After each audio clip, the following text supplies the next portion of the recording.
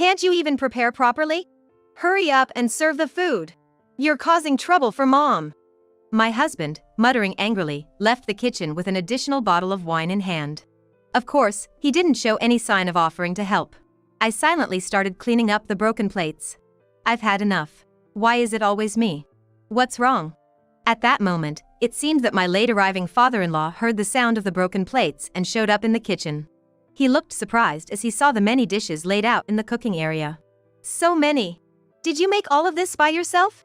In response to my father-in-law's attitude, I sarcastically replied with a half-resigned tone. It's always like this. And I stood up, gathering the broken fragments of the plates. Seeing me like that, my father-in-law seemed at a loss for words. His expression of surprise turned into a look of anger, clearly noticing the difference from when we last met, an exhausted version of me. I'm going to ask my wife what she's thinking. You come too. With those words, my father-in-law took me to the living room. My name is Catherine Rose, 32 years old. I've been married to my husband, Mike, who is 3 years older than me, for almost a year now. Before I got married, I was an outpatient nurse at a small pediatric clinic, but I recently moved to a general hospital in the same city to improve my skills.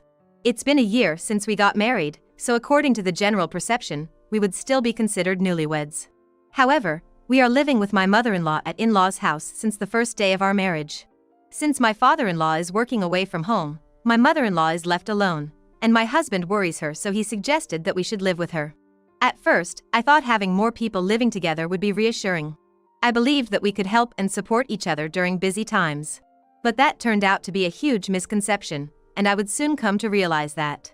Catherine, that's awful. It was the first time I experienced a night shift since changing jobs. After finishing work at the unfamiliar hours from midnight to 8:30 a.m. and returning home feeling exhausted, I was greeted by my mother-in-law's displeased remark. It was 9 a.m. in the morning.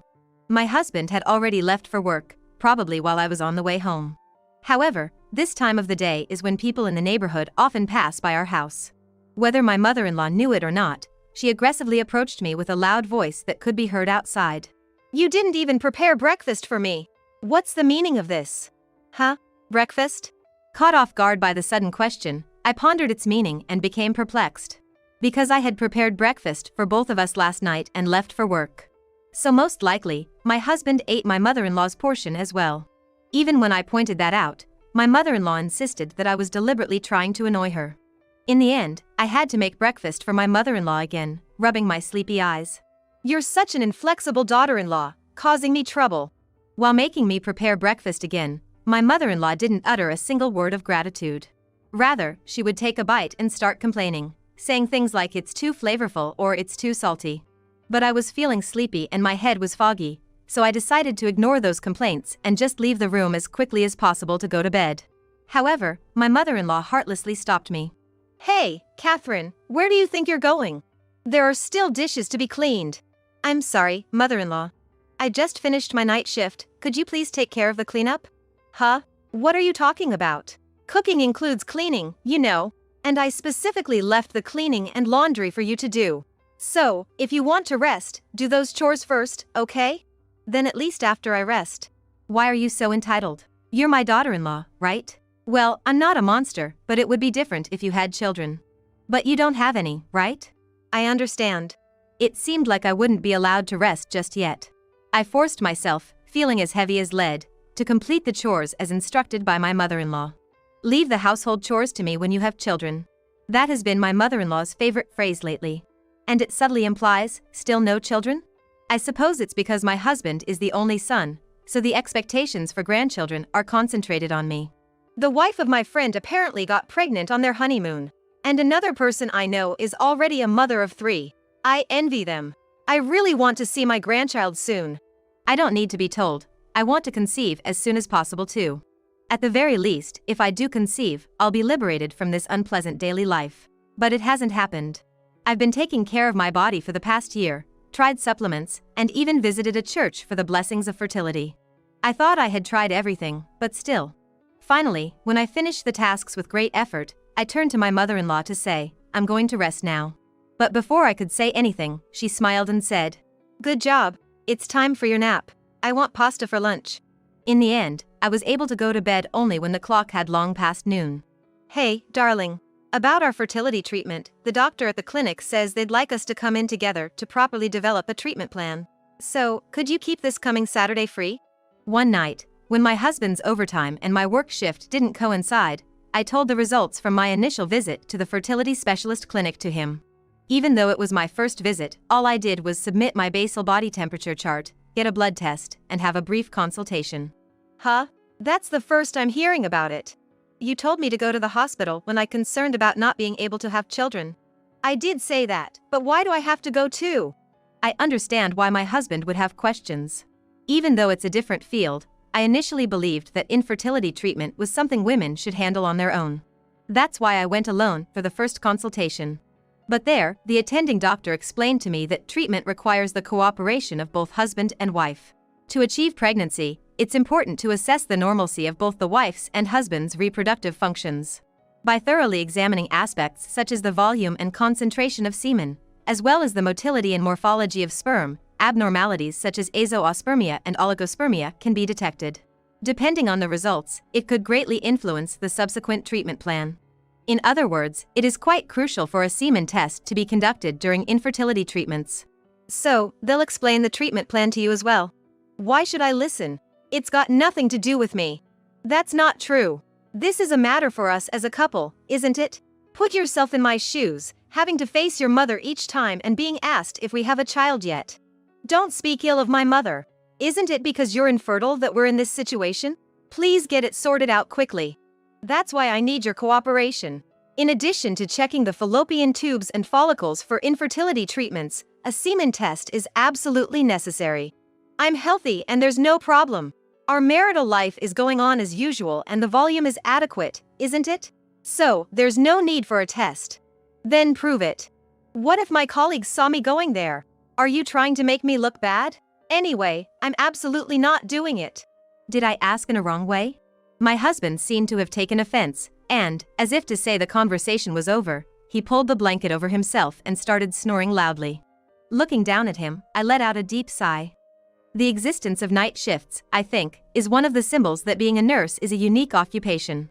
The composition of night shift schedules varies by medical institution, but at my workplace after changing jobs, we basically work in 3 shifts, so in addition to daytime duties, there are 4 to 5 night shifts a month, and about 8 shifts including late night shifts. But what's hard is not the irregular working system. It's the amount of instructions from my mother-in-law given at home one after another. Although nurses are supposed to be exempted from daytime duties after a night shift, since I have to do housework, I actually had no days off. If I knew this reality was waiting for me from the start, I wouldn't have considered changing jobs. My mother-in-law started to get tough on me after we were married for a year. It's unbelievable to see my current mother-in-law, but she didn't force me to do all these household chores right after we got married. Is it because I haven't been able to conceive a child no matter how much time passes? After maintaining such a lifestyle for just over half a year, my body, which was once in a healthy shape when I first got married, had now become so skinny that my bones were visible, transforming into an obviously sickly figure.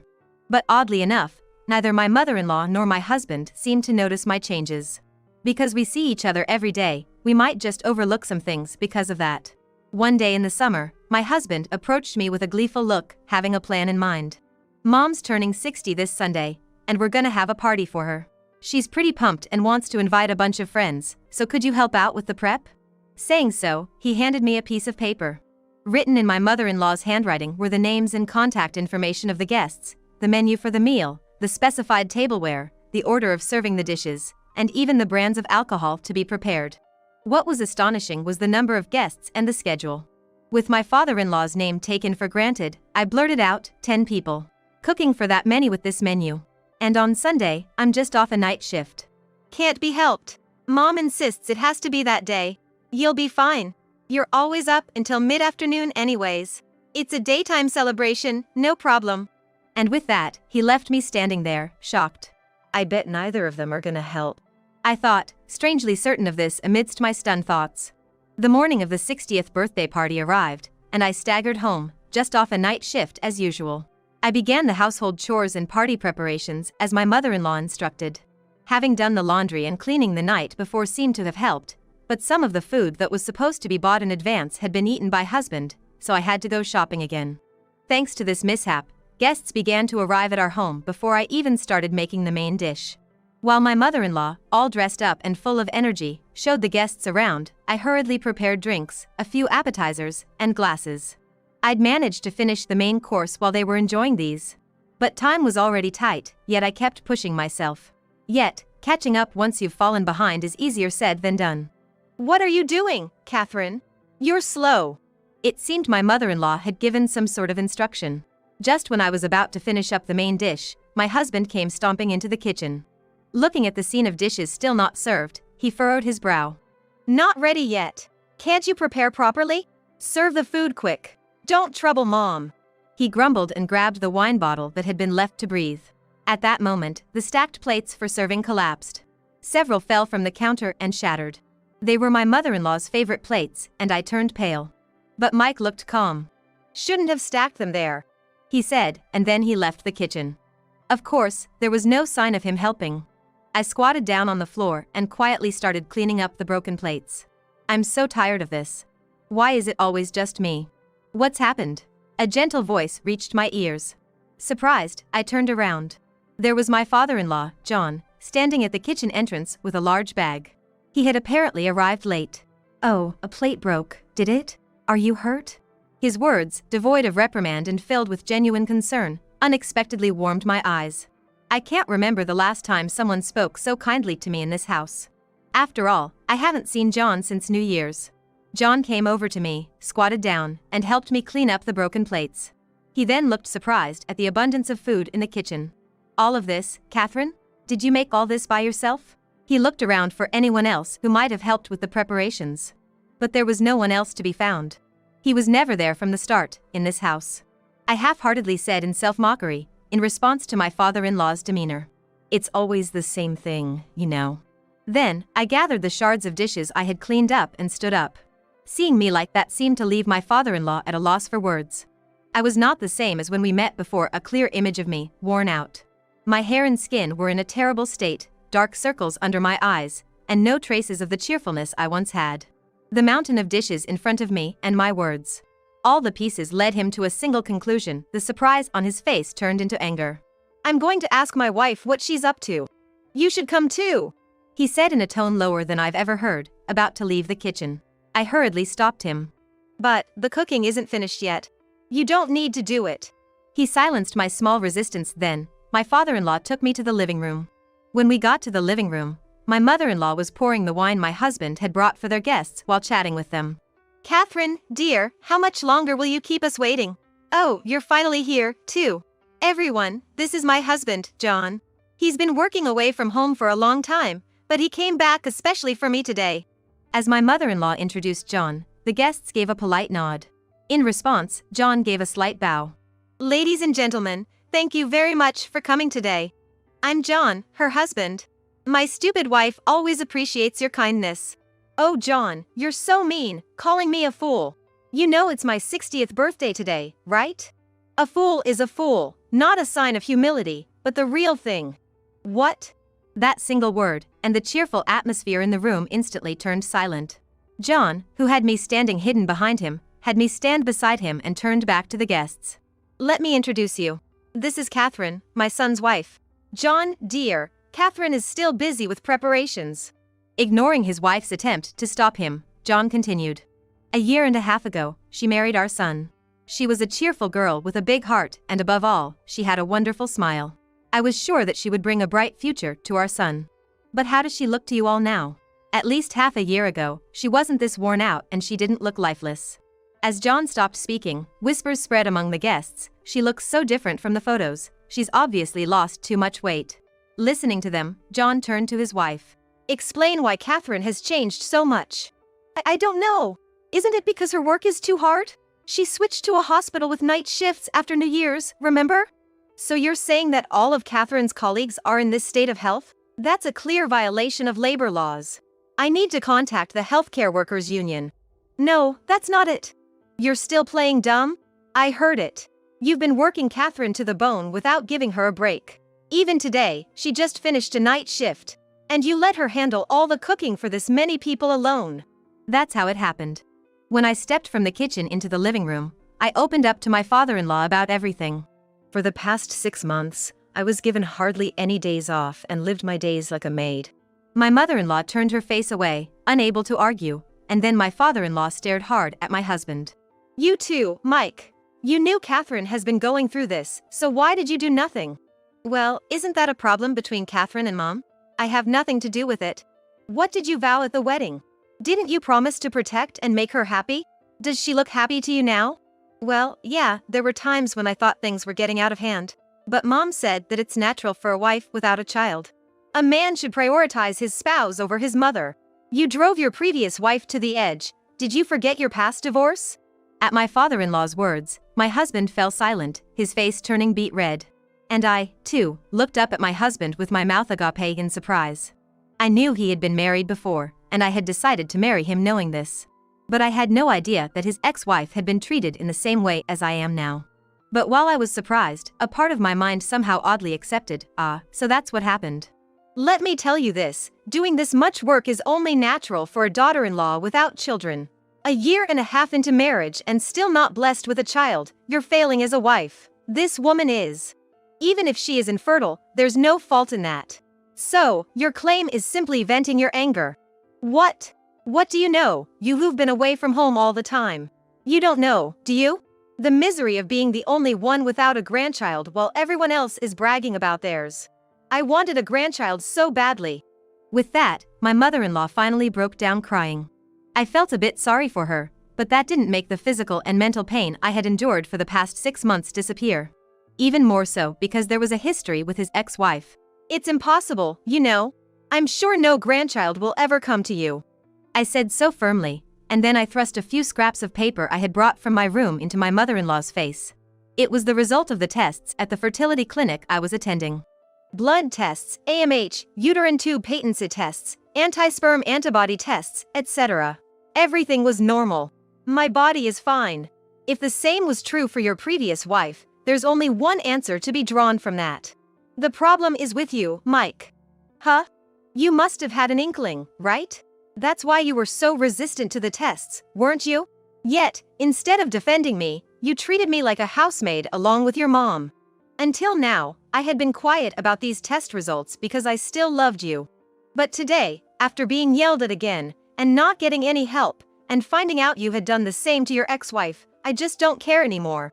Let's get a divorce, Mike. Wait a minute. You're saying I'm sterile, that's not true, is it? If you feel that way, why not just get a proper checkup? To be honest, I couldn't care less about the result anymore.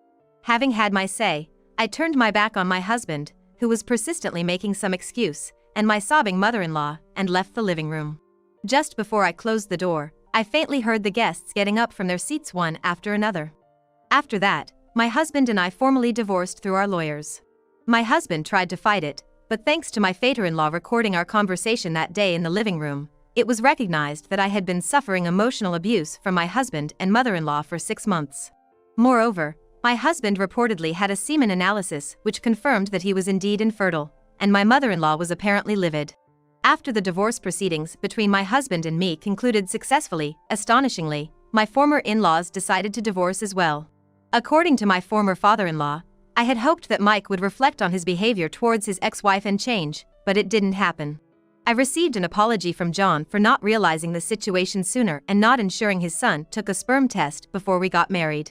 A year later, according to a rumor, my former mother-in-law, who was kicked out of her ex-husband's house, is now living in a public housing complex in the same city with my ex-husband.